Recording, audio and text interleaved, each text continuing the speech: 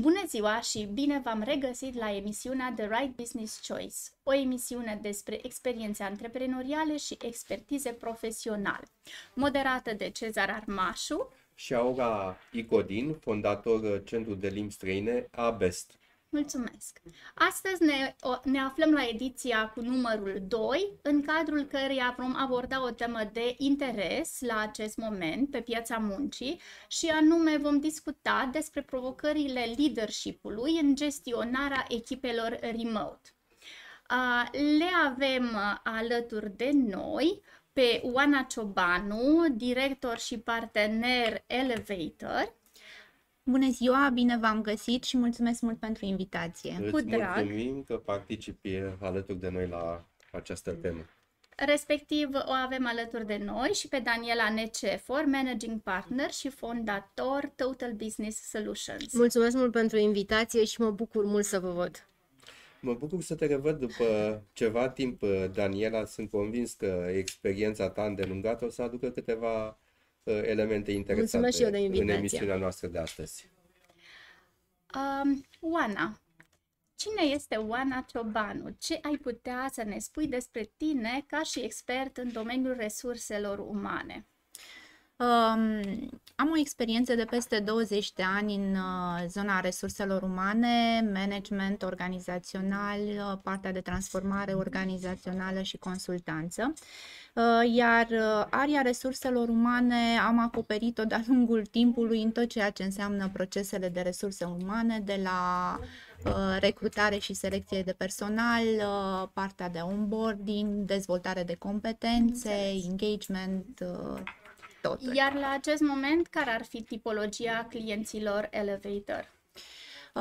Noi avem trei segmente de clienți. E vorba de clienții companii mari, dar și IMM-uri, cărora ne adresăm pe zona de performanță organizațională cu tot ceea ce cuprinde ea. Apoi avem categoria IMM-urilor, unde ne ducem în zona de suport pentru procedurarea și performanța IMM-urilor care vor să crească, să se dezvolte și eventual să se scaleze și să atragă fonduri. Iar al treilea segment le reprezintă companiile care vor să-și îmbunătățească aria de customer experience. Am înțeles. Foarte interesant. Cine este Daniela Necefor? Daniela Necefor este ca background inginer și finanțist, dar ajungând ca CFO într-o companie de executive search, la un moment dat a fost nevoită să aleagă dacă se întoarce ca CFO sau devine antreprenor. Astfel, în 2000 am ales calea antreprenoriatului și am fondat Total Business Solutions România, o firmă. Practic au trecut 22 de ani. Ce frumos! 20 de. Mulțumesc frumos, mulțumesc la fel. Sunt 22 de ani în care practic am implementat servicii de executive search, testări psihologice. Clienții noștri sunt firme multinaționale sau corporații sau firme antreprenoriale mari. Iar mai nou, sunt deja vreo 2-3 ani de când am lansat în piață și diagnoze organizaționale, assessment 360 de grade și e-learning, aceasta împreună cu parteneri de-ai noștri, nu știu dacă pot să spun numele, da? Deci este vorba de Star Perform Mining, cu care noi colaborăm și pe care de fapt îi știu de foarte mulți ani de zile și cu care începând de anul trecut s-a încheiat un parteneriat foarte frumos. Și practic în acest moment, pentru toate aceste companii, noi împreună oferim toată gama de servicii din resurse umane. Este clar că după 22 de ani ești îndreptățită 100% să ne spui din punctul tău de vedere care este la acest moment imaginea pieței muncii, cum am putea să o caracterizăm prin 3 cuvinte cheie, să spunem 3 idei cheie.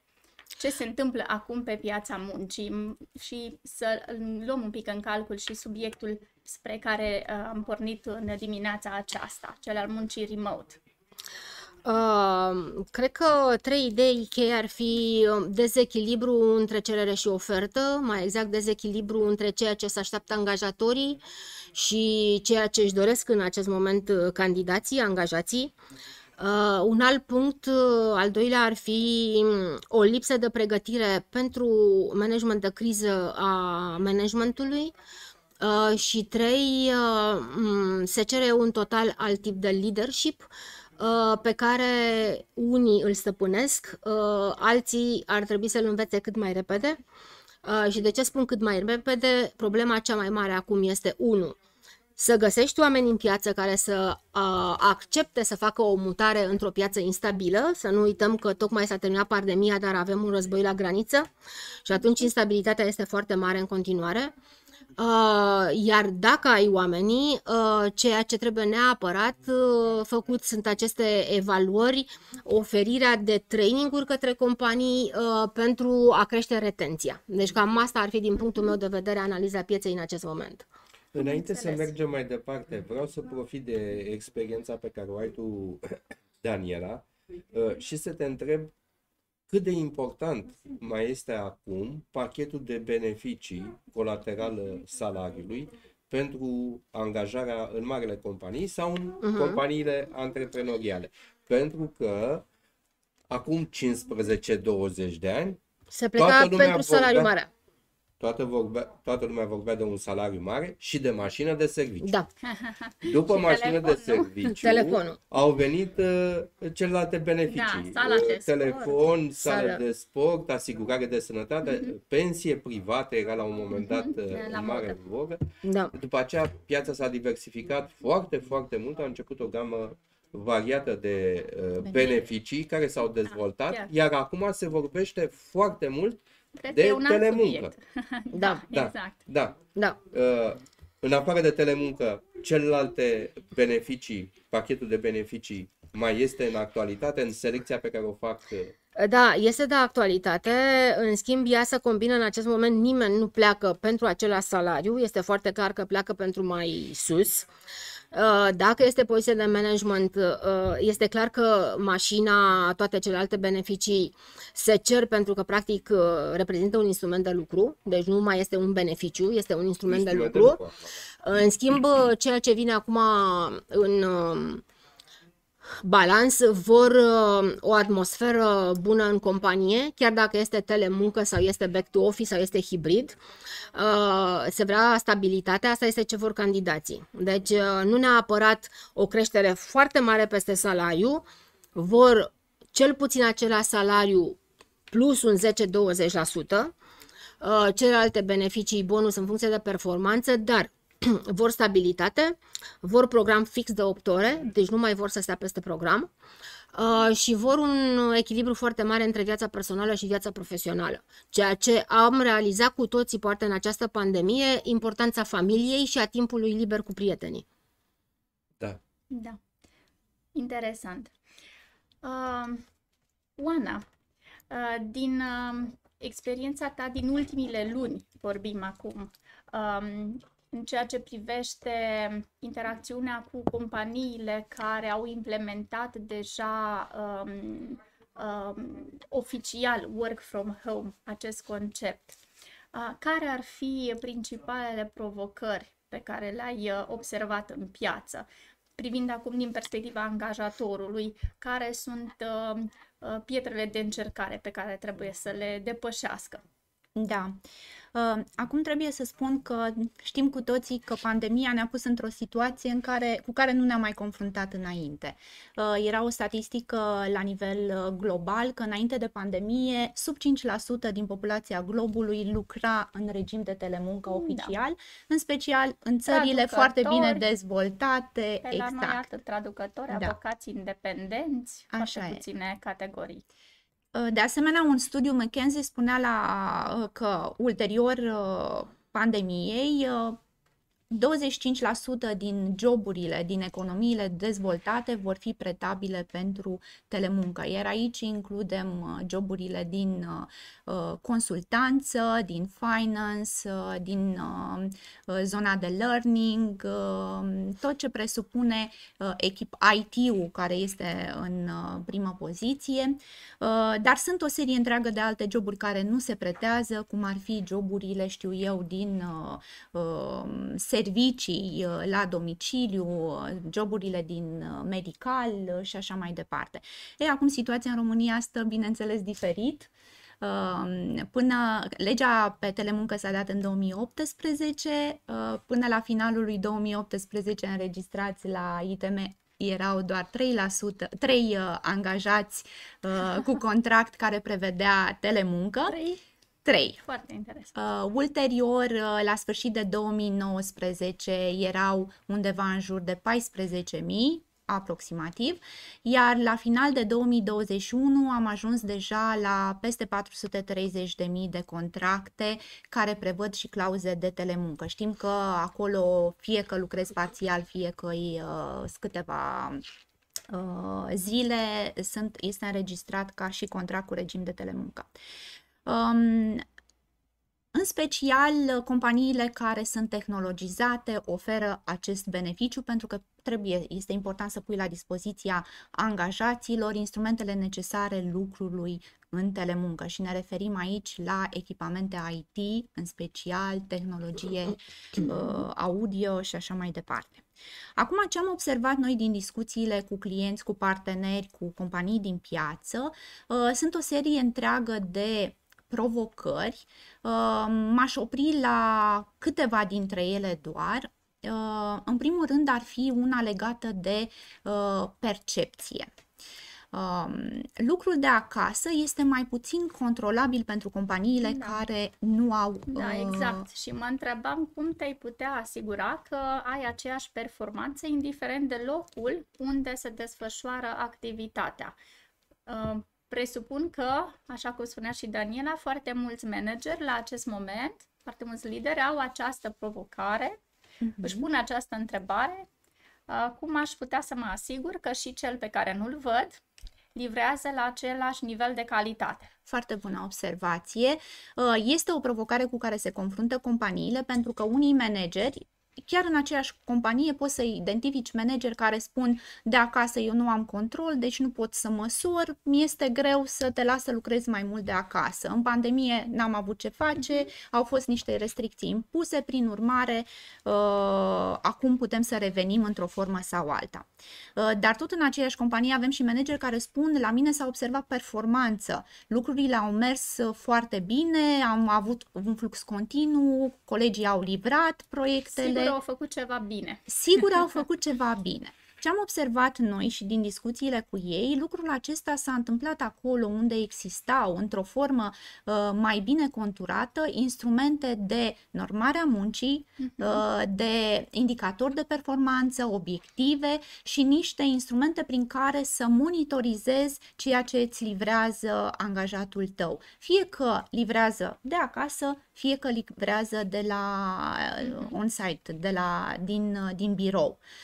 Prin urmare, ca să concluzionez la observația și întrebarea ta, este foarte importantă normarea muncii. Este foarte important să știi că pentru acel job, indiferent că îl faci de acasă sau de la birou, există niște standarde de performanță, niște indicatori, niște instrumente de măsurare, iar asta atrage după sine un impact pozitiv inclusiv în engagementul angajaților, pentru că nu se va simți discriminat. Același instrument va fi pentru toată lumea. E adevărat că managerul poate să spună dacă lucrez de acasă, dacă toată lumea lucrează de acasă, îmi asum să avem o jumătate de oră, o oră de lucru împreună și de discuții care să ne ajute să ne armonizăm. Asta eram pe punctul de a te întreba. Cum rămâne cu ceea ce se numește engagementul angajaților și cum rămâne cu partea efectivă de teamwork. Da? Pentru că sunt două concepte care de multe ori au fost privite ca fiind foarte, foarte legate de tot ce înseamnă offline. Pot să intervin un pic aici, înainte de a răspunde colega noastră la această întrebare. Acest studiu McKinsey de care se vorbea, într-adevăr, arată asta, dar el a prevăzut, deja studiul s-a făcut și, practic, această digitalizare pe care noi o avem acum, ea, în mod normal, dacă nu venea pandemia, oricum se ajungea la aceasta, într-un ritm, se estima în 10 ani.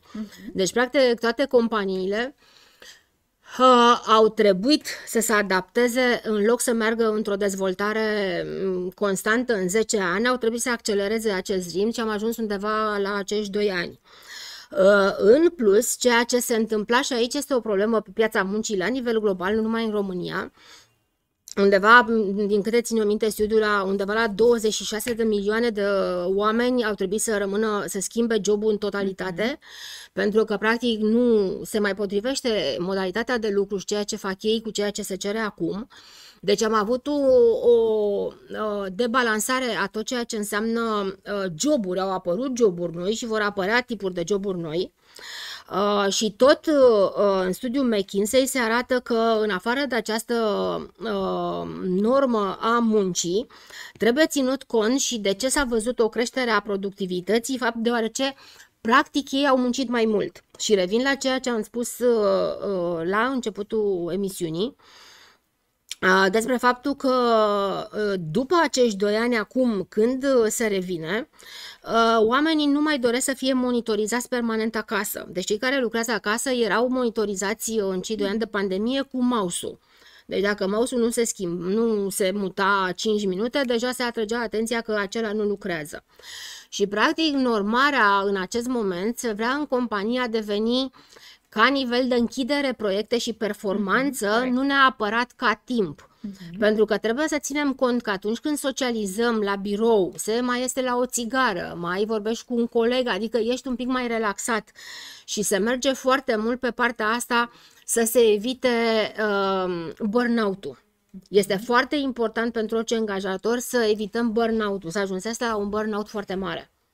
Da, și din cauza asta am văzut companii, dacă vă aduceți aminte, Free Zoom Friday.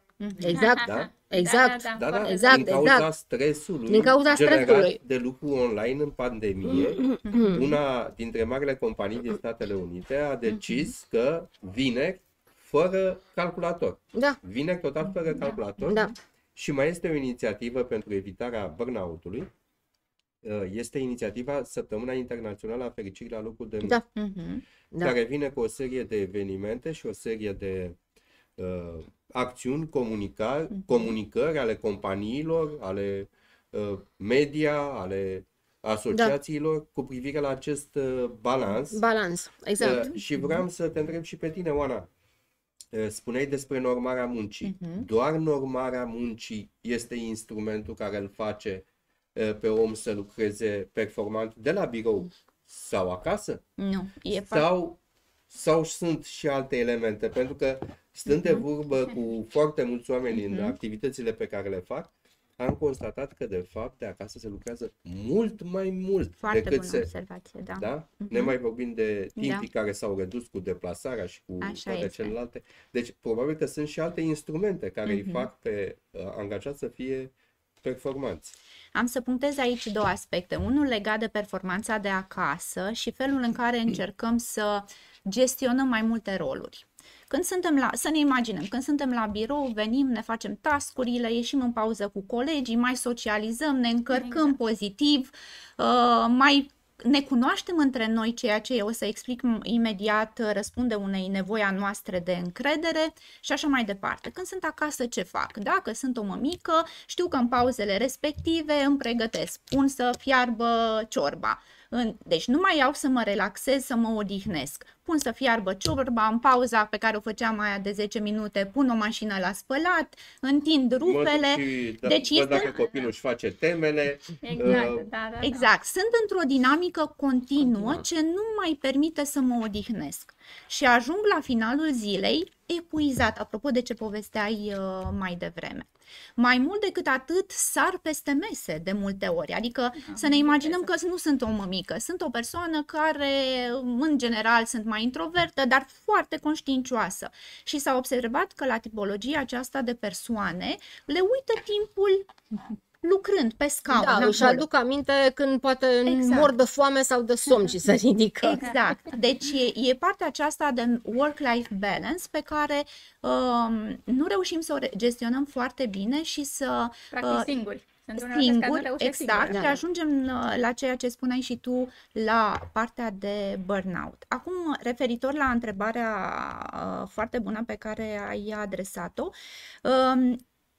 partea aceasta de normare, și când vorbim de normare, într-adevăr, nu vorbim de regulile acelea stricte de monitorizare. E adevărat că eu n-am auzit așa multe cazuri din astea atât de stricte. Da, eu știu de la începuturi erau, cred că acum s-au liniștit. Într-adevăr, totul presupune flexibilitate. Adică ar fi ideal ca lucrul de acasă să presupună un lucru pe proiecte pe care să le pot livra până la un termen anume, dar să-mi organizez eu timpul de lucru cum pot într-o zi de job. De aici partea de flexibilitate. Și la fel, partea de normare ține foarte mult de ce-mi doresc, știu, ca angajator să însemne performanța la nivel de tip de job. Da? Adică să am lucrurile clare, pentru că dacă omul are transparență, are partea asta comunicată, e clară, e corectă, e echitabilă, asigură și o parte din engagement. Și acum trecem la celelalte aspecte. În neuroștiințe este cunoscut modelul SCARF al lui David Rock. Da? Vorbim de status, certitudine, autonomie, relație și corectitudine, dreptate. Ei, noi îl folosim foarte mult ca și punct de reper pentru că sunt o serie întreagă de factori legați de aceste elemente care ne activează pozitiv sau negativ și ne ajută sau nu la creșterea engagementului. Ca să dau un exemplu legat de partea aceasta de work from home, se potrivește foarte mult zona de autonomie. Autonomie în conceptul acesta înseamnă să am lucrurile clare, sub control, niște pattern-uri bine definite care să-mi dea siguranță, dar înseamnă și libertate de a alege, adică înseamnă flexibilitate. Angajatorul, ca să mă facă engaged din perspectiva asta, trebuie să mă ajute cu lucruri clare, bine definite, comunicate, dar și cu posibilitatea de a alege. De exemplu, s-a constatat că inclusiv munca hibrid, dacă nu este aplicată într-o manieră flexibilă, poate să producă mai multe neplăceri.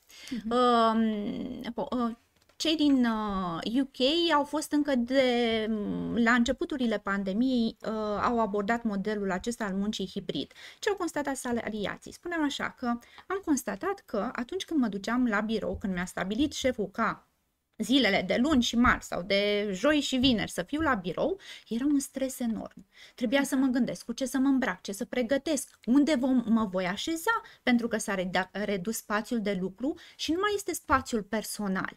Motiv pentru care e un stres să vezi lângă ce coleg, e nou, nu e nou, îl cunoști, nu-l cunoști.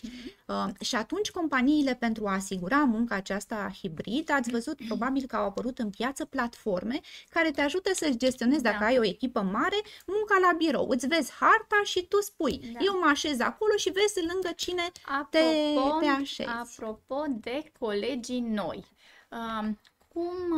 ce sfaturi, de fapt, asta ar fi întrebarea, ce sfaturi ai dat tu angajatorilor care primesc în echipe persoane noi, în contextul în care, să spunem, 80-90% din restul de personal se află în sistem de lucru la domiciliu?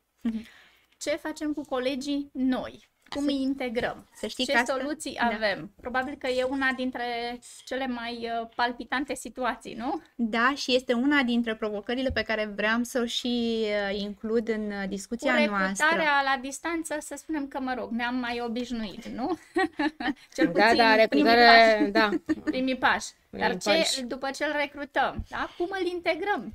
cel nou. Da, să știi că este o provocare încă, deci continuă să fie o provocare partea aceasta de onboarding, de integrare organizațională, pentru că integrarea înseamnă mai multe lucruri și planul de onboarding bine făcut presupune niște etape în care angajatul nu doar ia cunoștință de task-uri, se familiarizează cu ele, dar presupune toată partea aceasta psihosocială de interacțiune cu colegii, da? Și atunci provocarea vine din cum asigur un mentor, da? Pentru a se dezvolta în perioada de onboarding.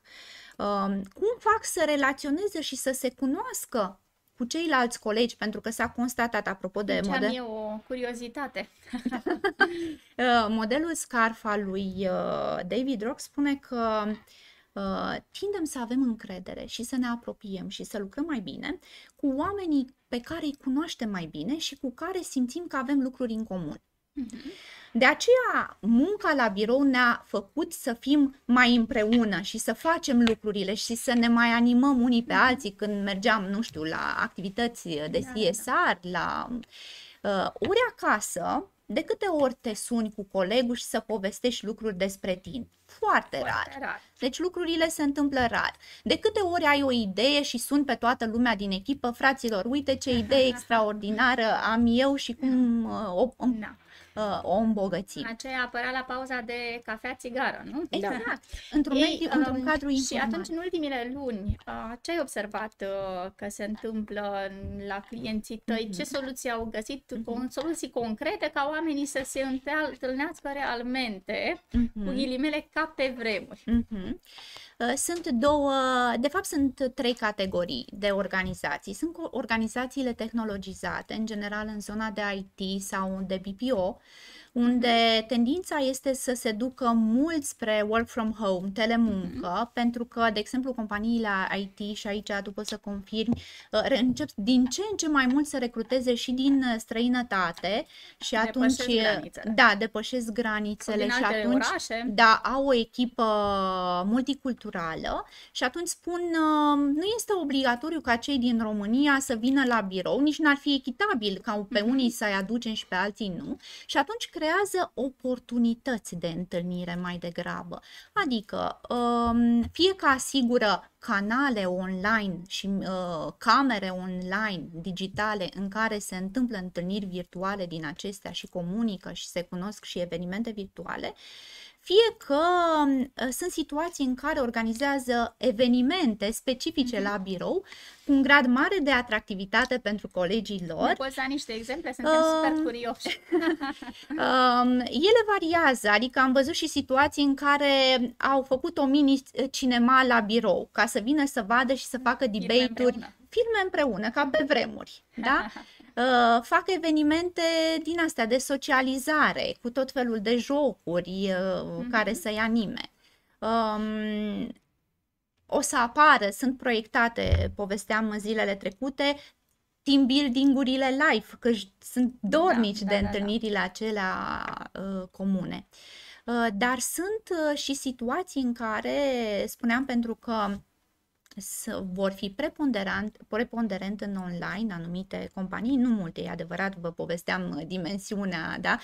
Dacă e să ne gândim totuși că numărul angajaților din România e undeva peste 5.670.000, așa undeva o statistică la sfârșit de aprilie, și noi avem în jur de 400 și ceva de mii, cum spuneam, de contracte de telemuncă. Hai să zicem că mai avem și IT-ști sau alte profesii care sunt pe PFA și lucrează posibil de acasă. Dar chiar și așa nu ne ridicăm la dimensiunea care este în străinătate. Și spuneam că în cazul acestor companii caută canale diversificate. Da, să facă meeting-uri, facă evenimente. Știu o companie care face un eveniment care durează 3 zile. Ce frumos! Da. Apropo de subiectul ăsta, vreau să te întreb și pe tine, Daniela. Sunt voci care spun că generația tânără caută mai degrabă locuri de muncă unde se lucrează în office. pentru socializare. Da. Și că cei de la o anumită vârstă întreabă în cadrul procesului de recrutare dacă este work from home. Da. Tu ai întâlnit aceste teme în întrebările pe care le pun candidații? Da. Întreabă dacă este work from home sau este hibrid. Aici ce aș vrea să spun, cred că aceste contracte de telemuncă la noi nu apar foarte multe pentru că încă nu avem, la noi companiile încă nu au decis în ce sistem vor lucra. Eu am clienți care acum lucrează la sistemul pe care îl vor defini de aici încolo. Ca și contracte de telemuncă, nu există, sunt niște anexe, sunt într-adevăr astea înregistrate, dar foarte mulți au niște anexe la contract prin care este telemunca. Ce aș mai vrea să adaug culmea este că sunt companii din IT care vor să se lucreze de la birou. De ce? Pentru că au contracte internaționale, au contracte cu fusuri orare diferite și au și un program destul de delicat, adică este de la 11 la 7 seara pentru a acoperi fusuri orare și de ce să vină la birou. Dacă este o urgență în finalizarea unui produs pe care ei trebuie să-l livreze, față de un client, ei trebuie să fie toți acolo să găsească soluția pentru clientul respectiv din țara respectivă. Ce nu avem noi reglementat, și o să revin imediat și la întrebarea ta, codul muncii al nostru este mult prea strict și nu mai are absolut nicio legătură cu ce se întâmplă în acest moment. Deci această normare și, de exemplu, libertatea, flexibilitatea, adică tu trebuie ca angajator în același timp să dovedești că angajatul a lucrat 8 ore pe zi pentru salariul respectiv, dar în același timp el fiind acasă trebuie să aibă libertatea să-și aleagă programul și când lucrează el. Deci aici... Și să-i faci și evaluarea pentru securitate în muncă, la domiciliu. Da, asta am auzit-o și este absolut, că trebuie prizda să nu fie fir... Dar dacă se înțeapă cu pixul... Nu, dar nu este. Sunt companii care au la nivel internațional deja implementat la norme de securitate a muncii nivel european și acolo trebuie să ai nu știu câți metri birou, nu știu câți metri în afara biroului, lângă birou, firele, prizele. Dacă mai ai și 2 copii care mișună pe lângă prize, este o imagine completă a ceea ce trebuie să avem. Acum, vis-a-vis de întrebarea ta și discuția că dacă sunt mai tineri sau în vârstă, da, aici se simte după 2 ani, indiferent de vârstă, nevoia omului de socializare. Deci până la urmă omul este o persoană socială, este bazată pe comunicare, de altfel una din abilitățile care se cere cel mai mult începând de la pandemie încoace și care a crescut și în cadrul interviurilor pe care le avem cu candidații și ceea ce îmi cer și clienții este o comunicare foarte bună. S-a schimbat comunicarea verbală care era în cadrul ședințelor sau în cadrul biroului, s-a trecut foarte mult și către comunicare scrisă. Pentru că se discută foarte mult și acum se fac este totul pe mail și nu neapărat pe Zoom. Și da, tinerii vor, în același timp, ei vor să fie cu laptopul în parc, dar n-ar vrea parcă să fie singur acolo. Deci ar vrea, este undeva între libertate totală, dar totuși hai să și socializăm. Da, pentru că tinerii simt nevoia de apartenență, de apartenență. Deci este firesc. Da, și este firesc. Vis-a-vis de noi angajați, ceea ce spunea Aura, eu am un exemplu a unui client care când l-au angajat și s-au văzut cu mască. Deci s-au văzut, cu mască. Și practic nici nu-l repera foarte bine pe cel nou angajat. Și când s-a terminat cu toate astea, s-a dat drumul, a fost prima oară când s-au văzut de propriu toți cei noi colegi cu toți ceilalți și mi-au zis, parcă deci, la început nici nu se recunoșteau. Parcă eram străini. Un nou grup. Și se întâmplă și cu clienți și cu furnizori și că fiecare dintre noi în ultimii 2 ani plus am legat relații. Da. Și practic, aici suntem, vedem... Întrebarea oricum este inevitabilă. La orice, în afară de producție, că să nu uităm că aici să știți că foarte multe persoane care lucrează în producție toată lumea vrea de acasă face, dar nimeni nu mai produce. Trebuie să nu uităm că avem o categorie foarte mare care ei produc și au funcționat non-stop. Trebuie să nu, și avem nevoie de ei în continuare, clar, iar ceilalți care sunt cu munca de acasă Aici, prima întrebare, într-adevăr, este și atunci când facem headhunting, cum se lucrează? Hibrid, remote sau office? Asta este apropo de ce întrebai tu mai devreme, că ce se cere salariul așa, asta este una dintre întrebările care sunt puse în interviuri. Da. Oana, aș vrea să te întreb și pe tine. Am remarcat în prezentarea pe care ai făcut-o că lucrați atât cu IMM-uri cât și cu companii mai mari. Dacă lucrurile se întâmplă la fel cu privire la indicatorii de performanță. Și te întreb asta pentru că într-un studiu al Băncii Europene de Investiții arată că România se află mult sub media europeană cu privire la legarea salariului de rezultat. Pe de altă parte, știm că în cadrul IMM-urilor se lucrează foarte mult cu colaboratori, adică echipele sunt diverse și că și înainte de pandemie aveau, inclusiv în marketing, vânzări, aveau o libertate, se vedeau, nu știu când se vedeau, cum se vedeau și lucrurile funcționau bine. Deci chiar dacă nu au deci, fără să știau niște avangardiști, nu? Da. Chiar dacă nu aveau indicatori în niște proceduri, probabil că... Da, cei în creație, eu nici nu cred că vor fi vreodată procedurizați, pentru că practic ai ideea în momentul exact. Da. Și întrebarea era cum se vede de la tine, de la voi, IMM-urile versus marile companii cu privire la... Așa e o diferență de aici și am simțit și noi nevoia de a sprijini mai mult IMM-urile în zona de procedurare. E clar că în cazul companiilor mari sunt mai multe, totul e mai standardizat și mai fluxurile sunt mai fluide, bine definite, procesele la fel, procedurile, metodele de lucru, metodologiile. Când vorbim de IMM-uri și să pornim cu zona de startup, să ne gândim că la început avem un owner care începe prin a face foarte multe lucruri, omul orchestră, nu? Da, omul orchestră, da, exact, e o metaforă foarte bună. Se implică și în achiziții, și în finance, și în procedurare, și în evaluare, și în recrutare, în tot. Și pe măsură ce crește organizația, firma, rămâne un picuț într-un sentiment din acesta, de inerție, cu nevoia aceasta de coordonare și atunci de control. E firesc, pentru că e puiul lui, e ceea ce a dezvoltat și în care crede. Acum, în ceea ce privește partea de procedurare nu este la fel de bine conturată ca în companiile mari.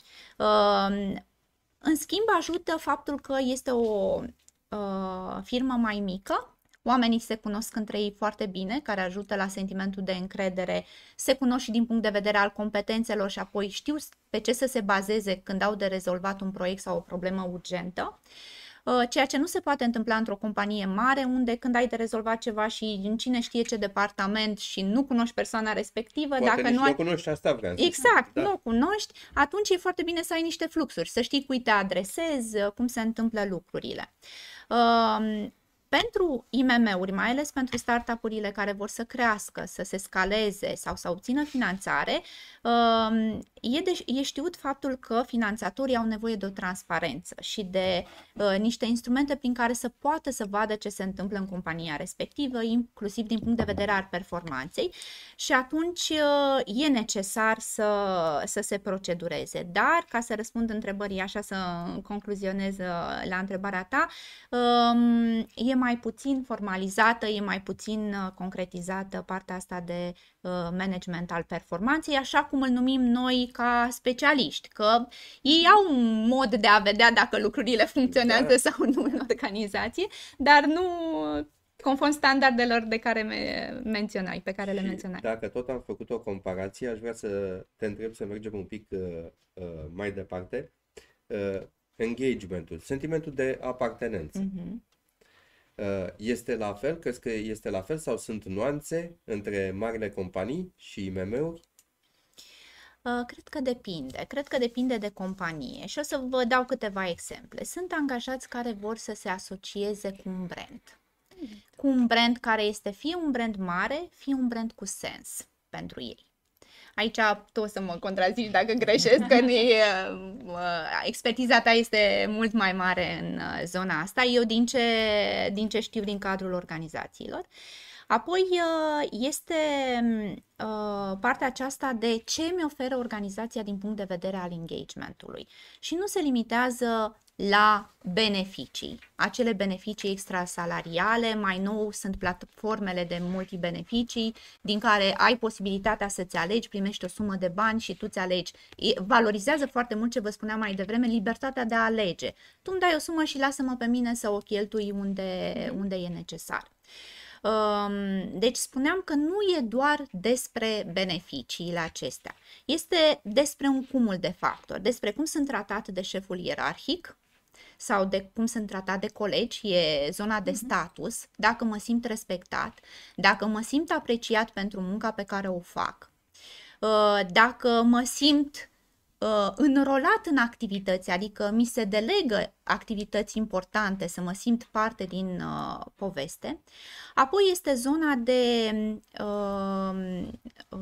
certitudine, cum spuneam, lucrurile să fie bine definite, să am clare și să-mi fie comunicate, nu la finalul anului să mi se spună, păi, dar tu trebuia să faci asta. Păi, n-am știut, că dacă nu mi l-a spus nimeni, așa.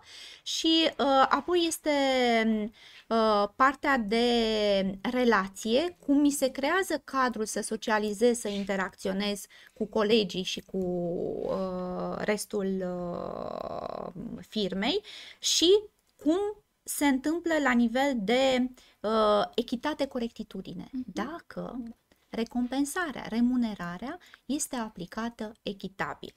S-a constatat, n-aș ști să vă spun sumele exacte, o să vă dau un exemplu aproximativ în studiul acesta, în studiile pe care le face echipa lui David Rack. Spuneau la un moment dat că cineva a fost... s-a simțit mai apreciat și tratat corect atunci când i s-a dat jumătate dintr-o sumă foarte mică, decât atunci când i s-a dat 20-30% dintr-o sumă mai mare. Apropo de echitate în relațiile cu ceilalți. Și ce este interesant în neuroștiințe e că și măsurăm. Electroencefalogramele arată niște activări corticale, adică chiar se întâmplă supărarea noastră sau lucrurile respective. Da. Deci contează foarte mult de ceea ce face leadership-ul și strategia din punct de vedere al engagementului la nivelul organizației, indiferent dacă e o organizație mare sau mică. Asta e părerea mea. Da, foarte, foarte interesantă discuția de astăzi. Ne apropiem însă de final, așa că o să le rugăm pe invitatele noastre să tragă fiecare dintre ele o concluzie. Ce va fi mai departe? Daniela? Da, vreau să completez înainte, dacă nu vă supărați, tot ce s-a spus, că diferența între IMM și o corporație, aici ne aduce nouă diferențele dintre candidați, din prisma mea. Sunt oameni care își doresc să lucreze în corporație și care să fie definiți de un employer branding, pentru că, practic, asta este o diferență foarte mare, și sunt oameni care se simt mai bine în companii mai mici sau de familie, în care se simtă că au mai multă autonomie și independență, în care și-au câștigat dreptul de a fi ascultați prin performanțele pe care le-au adus. Și adică atunci inițiativele lor sunt luate în considerare, sunt apreciate, consideră că sunt apreciate mult mai mult. Pot contribui mult mai mult. O structură foarte formalizată. Exact, și se simte, adică sunt oameni care vor să aibă rezultatul muncilor palpabil și asta se face mult mai bine într-o companie mai mică. Și aici, atenție, eu numesc companie mai mică și companii multinaționale familiale, străine, care sunt în România și există. Față de o corporație unde acolo este practic employer-ul, branding-ul care pe tine te vinde, ca să spun așa în ghilimele, cu ghilimelele de rigoare, te vinde, dar și colo aici nu este nicio diferență, și într-o parte și în cealaltă brandul te vinde sau firma de familie te vinde, dar te vinde numai dacă tu ai performanță. Deci, practic, până la urmă, tot la tine este în joc ceea ce faci. Și practic, eu întotdeauna am spus candidaților și companiilor, clienților cu care lucrez, este foarte importantă imaginea ta ca angajat, coroborată cu imaginea angajatorului. Deci este importantă, așa cum apari în media, pe rețelele de socializare și peste tot. Tu trebuie să știi ca persoană, ca angajat sau ca angajator, că tot ce se vede și acum este totul vizibil, te definește pe tine ca persoană sau pe tine ca și companie. Ca și companie, ca și angajator. Acum exact. Informația circulă foarte repede și exact. Atunci trebuie se face... Exact. Acum revenind la întrebarea ta, Aura, da, este foarte interesant ce va urma. Ceea ce văd eu în piață acum sunt companii care se regrupează foarte rapid, pentru că, așa cum am mai spus la început, avem totuși un război la graniță. Și asta le face pe companii un pic să se păstreze în piață, să fie precaute. Din punctul nostru de vedere, în Executive Search se angajează numai poziții care sunt strict necesare, urgente. Nu știu, le pleacă cineva sau se dezvoltă într-o anumită parte a lumii și trebuie să se angajeze o persoană fără de care nu funcționează compania. Se merge foarte mult sus pe retenție, deci avem proiectele de retenție. Nu se pot face, din păcate, niște forecast-uri sustenabile. Deci nu mai putem să spunem, de exemplu, eu când lucram în financiar făceam un forecast pe 3, 4, 5 ani și știam sigur că într-acolo merge. Acum nu se poate face decât maxim pe 1-2 ani în formă optimistă și încă unul în formă pesimistă. Așa, și practic sesizăm acum o tendință a tuturor companiilor, indiferent că sunt IMM-uri sau multinaționale sau corporații, în cel puțin a-și păstra structura actuală, deci un fel de conservare a structurii din punct de vedere a angajaților și a profiturilor financiare și a mersului financiar. Deci nu văd ca pe perioadă scurtă ca o relaxare a companiilor, ci pur și simplu o conservare a acestora. Da. Oana? Sunt de acord cu ce a spus Daniela, da, și noi observăm lucrul acesta, atenție foarte mare la bugete, la ce se întâmplă, indiferent de zona în care investesc. Ce aș adăuga sau aș concluziona pe telemuncă, eu cred că telemunca va rămâne în continuare, deci e ceva ce, să zic, câștigat și rămâne a la lung. Acum, viteza sau volumul de implementare în companii va depinde de gradul de tehnologizare pentru a pune la dispoziție echipamente, dar și de tipul jobului, pentru că dacă jobul nu se poate face de acasă, pentru că trebuie să deservească în magazin fizic sau la clinică să consulte pacientul, atunci poate să-și dorească salariatul telemuncă, asta nu poate fi asigurat. Asta este părerea mea. Cezar, concluziile zilei? N-aș vrea să trag o concluzie, aș vrea doar să manifest o îngrijorare vis-a-vis de faptul că principalul obiectiv al companiilor acum este capacitatea de a răspunde la situații extraordinare și la crize. Și aș vrea să manifest îngrijorarea că în această preocupare, uneori, echipele și oamenii nu sunt chiar pe primul loc. Iar preocuparea mea este dată nu de o grijă excesivă cu privire la resursele umane, ci cu privire la faptul că esența business-urilor este legată de oameni. Da. Capacitatea de răspuns și capacitatea de a evolua, da, și de reziliență și de a te dezvolta este dată de performanța echipelor și a oamenilor și de engagement-ul, cum se spune acum, la fidelitatea oamenilor, la interesul lor de a contribui. Da, practic nicio companie, niciun business nu poate funcționa fără oameni. Oamenii sunt întotdeauna, a fost, este și va fi, indiferent cât de tehnologizat va fi, pentru că în spatele acelor tehnologii sunt niște oameni. Rămâne aceea zicală, bunul cel mai de preț al unei companii este omul. Da. Sau ca să ne împrumutăm un pic din zona sportivă, deci oameni care lucrează în echipă, avem echipă, avem valoare. Da. Mulțumesc mult, Daniela Inecefor și Oana Ciobanu pentru participarea la această ediție foarte interesantă. Îi mulțumesc și Aurei Codin pentru parteneriatul în realizarea acestei emisiuni. Vă așteptăm și în viitor la următoarele ediții. La revedere! La revedere!